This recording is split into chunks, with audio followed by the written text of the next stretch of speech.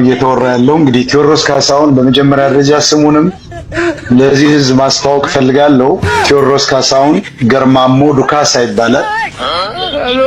አባቱ ኦሮሞ ናቸው። እናቱ የጉራጌ ሰውና በእናቱ እናት ደግሞ ያደዋ ሰው ነው። ውሸት ነው። የጎንደሬ አስቴር አወቀ ለምሳሌ ጉራጌ ነች እና ይሄ ወደ አማራ ለማጠጋጋት ነው። እኔ ቴዲ ባለኝ መረጃ ቴዎድሮስ ካሳሁን ወያኔ አንዴ አማራን ለመምታት መታወቂያ ኦሮሞ፣ አማራ፣ ትግሬ እያለ ሲያዘጋጅ አማራ ብሎ ሰጠውት ነበር። ጠበቃ ይዞ ነው እንግዲህ ጉራጌ ነኝ የሚል ሲያስቀይር በአካል አለው አውቃለሁ። ስለዚህ ውሸት ነው የሚወራው። አሁን ይሄ ተራ ነገር ነው። ስለዚህ ንጉስ ሊሆን ቀርቶ የንጉስ ሊቀ መኳስ ሊሆን አይችልም እንላለን እኛ አማራ ብሔርተኞች። ቴዎድሮስ ነጋዴ ነው።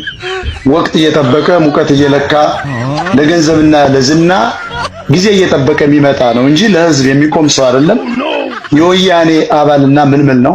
የአዲስ አበባ ወጣትን በህወሓት ዘመን ተቃዋሚ በመምሰል ወጣቱ እንዲከተለው ሳይታሰር ታሰር እየተባለ ሲፈታ አይተናል። ተቃዋሚ አይደለም። የቴዲ ግጥሞች በሙሉ ከአባቱ የተገኙ ናቸው። አባቱ የሬዲዮ አዘጋጅ ነበሩ። በጣም የታወቁ የምናከብራቸው ናቸው። እሳቸው የአማራ ወታደሮችን ግጥም በፖስታ ሰብስበው ጠርዘው ያስቀመጡለት ነው። ምንም ከአማራ ውጭ የሚዘፍነው አንድም ነገር የለውም። በአማራ ዝና፣ በአማራ ቋንቋ፣ በአማራ ባንዲራ፣ በአማራ ሀገር ጥበቃ የሚሸልም። ስለዚህ ቴዲ ኦሮሞን ይጠላል የሚባለው ውሸት ነው። ምክንያቱም አባቱ ኦሮሞ ናቸው። ገርማሞ ዱካሳ ናቸው። ውሸት ጉራጌ ምናምን እየተባለ የሚቀባጠረውና ቴዲ ኢትዮጵያን ቢወድ ኖሮ ልጆቹን አሜሪካን አይወልድም ነበር። በጣም የማዝነው ግን የኢትዮጵያ ሕዝብ ዕውቀት ስለሌለው ቴዲ ኦፕ ባስደረገ ቁጥር ንጉሱ ተወልዷል የሚሉ የኳስ አድናቂዎች አሉ። እነዚህ ደግሞ ከዕውቀት የተጣሉ ጫት ሲቅሙ ለውዝ ሲቅሙ የሚውሉ ሰዎች ናቸው። እነዚህ ከአንድ ብሔር አካባቢ ስም ላለመጥራት ነው የመጡ ናቸውና ንጉስ ነው ይሉናል። አንድ አዝማሪ ወይም ዘፋኝ ንጉስ ሊሆን አይችልም። የንጉስ ግን አጫዋች ወይም ሊቀ መኳስ መሆን ይችላል። ስለዚህ ማሳያ የምን መሰለህ ቴዲ በሰማያዊ ፓርቲ ጊዜ ታውቀዋለህ። ሳሙኤል አወቀ ደብረ ማርቆስ ህወሓትን በፌስቡክ ተቸ ተብሎ ነው ተቀጥቅጦ ታስታውሳለህ የተገደለው። ደመቀ ዘውዱ ለወልቃይት ይታገላለሁ እያለ ወርቁ አይተነው ነው እሱ ወይስ አብይ አህመድ በአውሮፕላን ከሚኒስትሮች ምክር ቤት ሄዶ ጎንደሬን ያታልል ነበር? አየህ ቴዲ ወያኔን አባል ባይሆን ወያኔን ቢቃወም ኖሮ ይገደላል። ፋክቱ ይሄ ነው። ምክንያቱም ሳሙኤል አወቀ ህወሓትን በፌስቡክ ተቸ ተብሎ ነው። የኢትዮጵያ ወጣት ይሄን ያውቃል። ማንኛውም ብሔርን ሊክድ አይችልም። ደብረ ማርቆስ ላይ በፍልጥ ቀጥቅጠው ነው የገደሉት። ስለዚህ የአዲስ አበባ ልጆችን የከተማ ልጆችን ለማስከተል ወያኔ ትግሬ ዲኤስቲቪ እና ቴዲን ነበር ያኔ እያጎሉ ህዝቡ እንዲምታታ። ሰው ገደለ ብለው ያስራሉ። ከገደለ እኮ መታሰር አለበት። ወንጀለኛ ከሆነ 20 ዓመት 15 ዓመት ተቀጥቶ ልናየው ይገባል። ውሸት ነው። የኢትዮጵያ ጠላት የሆነውን ኢሳያስ አፈወርቂን ከአብይ ጋር ቤቱ ቁርጥና ክትፎ ጋብዟል። ብዙ ሰዎች በቴዲ ቤት ሲያልፉ ነው በአጋጣሚ ነው ይላሉ። አንተ ነው ይሄ ይጠፋል ብዬ አላውቅም። ምክንያቱም ብዙ እዚህ ጋር ብዙ ታወያያለህ፣ ብዙ ታነባለህ እና ይሄ ለአንተም አይጠፋም። አንድ የሀገር መሪ እንደው ዝም ብሎ በቴዎድሮስ ካሳሁን ቤት ሲያልፍ አብይን የሚያክልና ኢሳያስን የተባለ የምስራቅ አፍሪካ ጋንጊስተር ቴዲ ቁርጥና ክትፎ ሲጋብዘው በሚስቱ በኩል ነበር። ሚስቱ የሻዕቢያ ሰላይ ስለነበረች ነው። እንደዚህ ያሉ ግለሰቦች የዋላች ኢሳያስና አብይ የሀገር መሪ ሆነው ሳለ ተራ ሰዎች እኮ አይደለም። ታስቦበት የተደረገ የታቀደ ነው። ቴዲ አፍሮ ኢትዮጵያ ኢትዮጵያ የሚል ለገንዘብ በቃ ለንግድ ነው። በተለይ የአማራን ኪስ የአማራን ዲያስፖራ ለማጠብ ለመዝረፍ። በዚህ ደግሞ የከበረ ግለሰብ ነው። በጣም ከፍተኛ ገንዘብ አለው። በጣም ግንባታ አግኝቶበታል። ቴዲ አፍሮ ገጽታው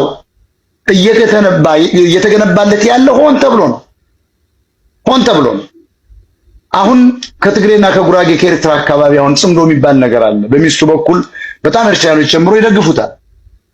በመሰረቱ ቴዲ ለአንድ ኤርትራዊ በሚሊዮን ብር ሲሰጥ ለታገቱ የአማራ ሴቶች፣ ለተገደሉ የአማራ ሰዎች አንድም ነገር ያደረገው ነገር የለም።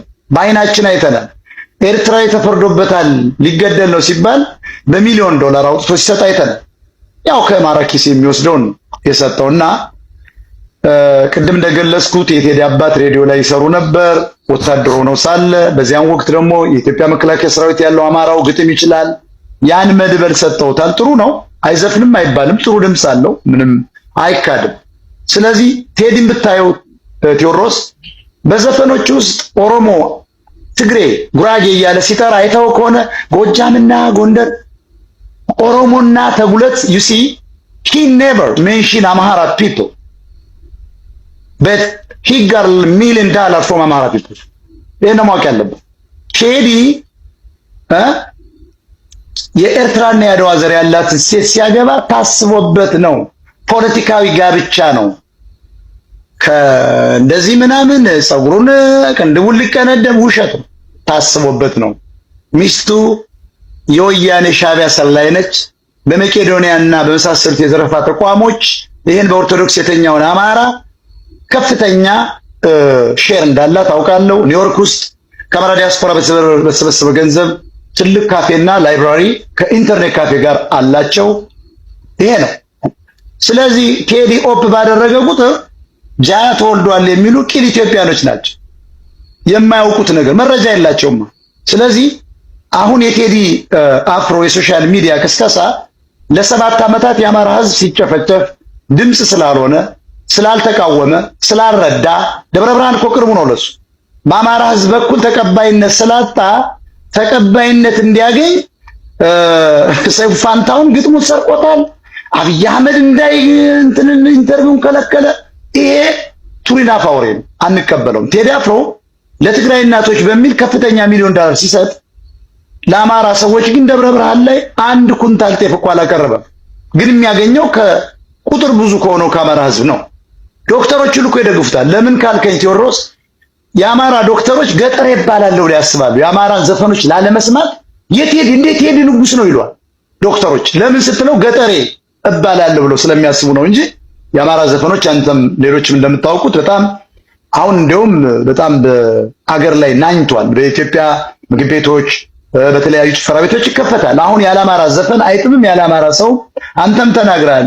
ጫው ነው ለኢትዮጵያ ብላልና በጣም እናመሰግናለን። ቴዲ አፍሮ ዶላር እየሰበሰበ የሚቀጥል ሰው ነው።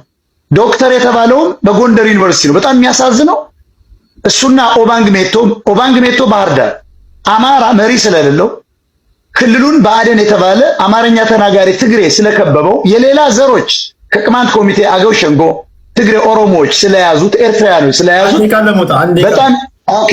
ቴዲ አፍሮ የተባለ ዶክተር ሊሰጠው አይገባም። አረሱት ብሎ ያቀነቀነው ፋሲል ደሞዝ እያለ ተነስ ግጠም እያለ የገጠመው ማሪ ደገፋው እያለ እንዴት ተሰጠው ብሎ እንኳን የሚጠይቅ ይሄው ዶክተር የሺኖ ማን የምትባል ጎንደር ውስጥ ያደፈጠች ሴት ነች እንዲሰጥ ፕሮፖዛል ያቀረበች። እና ይሄ ዞሮ ዞሮ ቴዲ አፍሮ የመንግስት ሰው ነው። ህዝቡን ለመያዝ የከተማ ልጆችን ለመያዝ እንዲከተሉት የተደረገ ሰው ነው። አሁንም ከአብይ ጋር ሊጣላ አይችልም። አሁንም የአማራ ህዝብ ጭፍጨፋ ላይ ስላለ እየተገደለ ስላለ በቴዲ አፍሮ ባዶናይ በምናምን እየተባለ በመቄዶንያ who cares ቴዲ ዘፈነ አልዘፈነ ምንም አያገባንም። ስለዚህ በጣም አመሰግናለሁ ሐሳቤን ለመግለጽ ስለፈቀድክልኝ። ቴንክ ዩ ሞጣ። እሺ ወደ አያና እንሄዳለን።